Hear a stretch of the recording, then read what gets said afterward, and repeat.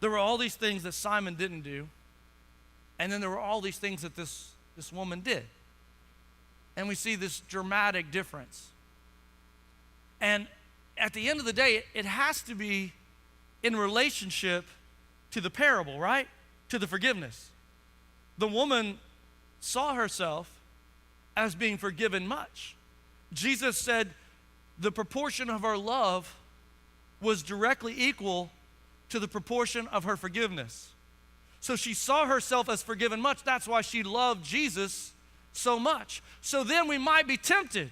You might be tempted to think that everyone in here that has a testimony has to have lived that type of life, right? Has anybody ever felt this way? Well, I've never shot somebody, I've never done crack, and so I just don't have a testimony, right? Has anybody ever kind of felt like that? You hear these people have incredible testimonies and something terrible has to have happened in their life, but it's not true. That's not true. It's not the type of sin. It's not the level of sin, because the Apostle Paul was of this same clan that Simon was from. As a matter of fact, they were definitely friends. They definitely knew each other. They had hung out before, Paul and Simon the Pharisee. And so Paul gets to the place after his conversion that he says, I'm the chiefest of sinners. So Paul was a pretty sinner.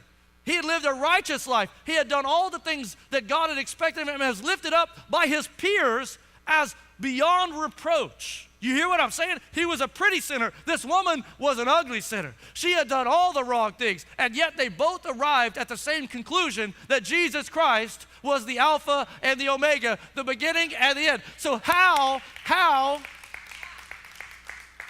do you arrive at the same conclusion if someone has lived a pretty sin life and someone has lived an ugly sin life? Because it's not the type of sin, it's the comparison to the holiness and the perfection of Jesus Christ.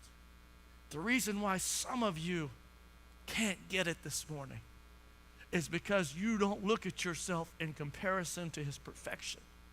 You look at yourself in comparison to the prostitute.